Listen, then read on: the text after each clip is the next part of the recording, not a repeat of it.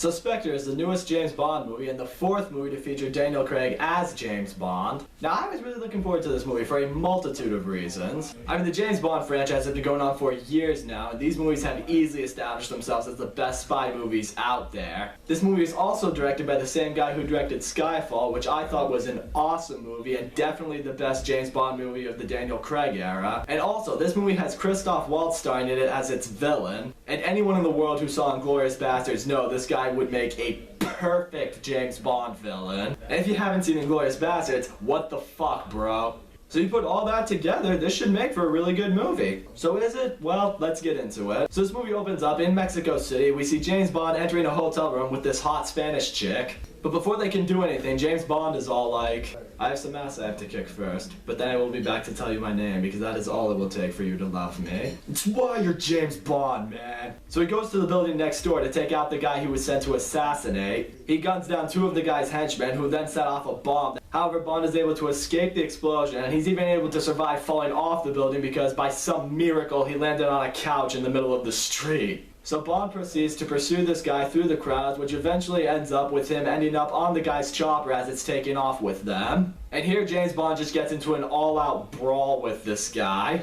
Bond is eventually able to kick this guy out of his chopper, and then he's eventually to pilot the chopper itself before it can fall onto the civilians who are just watching this thing spaz out in the sky. And I was having a really great time when I was watching this scene. I saw it and I was just like, alright, that is some shit. But Bond's boss, M, he's not exactly happy with the whole incident because it has now created international news, obviously. Because it is situations like this that is causing this new guy who is known as C, who's trying to build a new intelligence program that will shut down the 00 program. So eventually Bond regroups with Eve Moneypenny and he shows her the octopus ring that he got from the guy that he killed. With that, he decides to go to Rome to figure out more about what this all might potentially mean. So Bond, of course, goes to Q, and all Q really gives him, though, is something they can detect him with and a watch. And obviously Bond is thinking, nah, I think I'm gonna need a little bit more than this, so I'm gonna steal that badass car you made that you said I can't have. So once he's made it to Rome, he ends up encountering the wife of the guy he murdered in Mexico. And then on that night, he saves her from being assassinated while she tells him about the organization that he was a part of, which has to do with the ring. And yet, even though this lady clearly knows that James Bond killed her husband, the two of them still bang.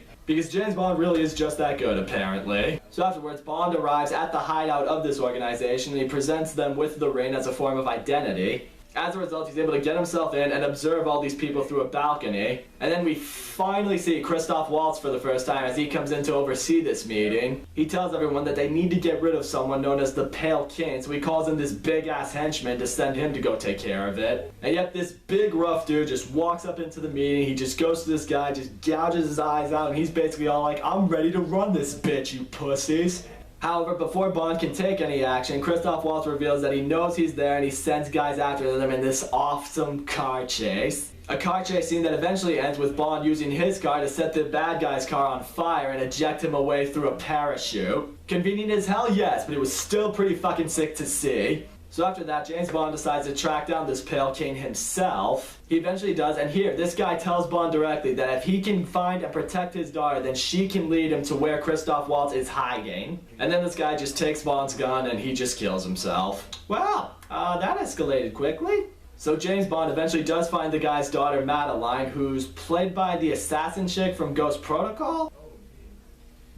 Yes, she is! And he saves her from being abducted by Christoph Waltz's henchmen, and they go back to Q to figure out more about what the organization really is. They all find out that the name of this organization is Spectre, and it just so happens that a lot of Bond's most recent villains, including Javier Bardem from Skyfall, were all affiliated with this organization. With that, Bond and Madeline leave for Morocco to try to find Christoph Waltz's hideout. However, on the train ride over there, they get confronted by the eye gouger that I mentioned from earlier in the movie. And what turns into a really intense and really cool fight on the train, the two of them are eventually able to take out this guy by throwing him off the train. And immediately after all this shit happens, yep, he's fucking her. Who didn't see that coming? So finally, they get to Christoph Waltz's hideout, and here he reveals that he was the enforcer behind every plot to destroy James Bond. Whether it was the previous M's death or the result of every woman Bond could have loved dying, Christoph Waltz was the one behind it all. He also reveals the guy C that I mentioned earlier is working for him, and he's using him to build this new device that will give them access to all intelligence streams. And eventually they knock out James Bond, and Christoph Waltz has him strapped to a chair to torture him. Christoph Waltz also reveals his true identity to James Bond, which is that of his arch-enemy Ernst Stravo Blofeld.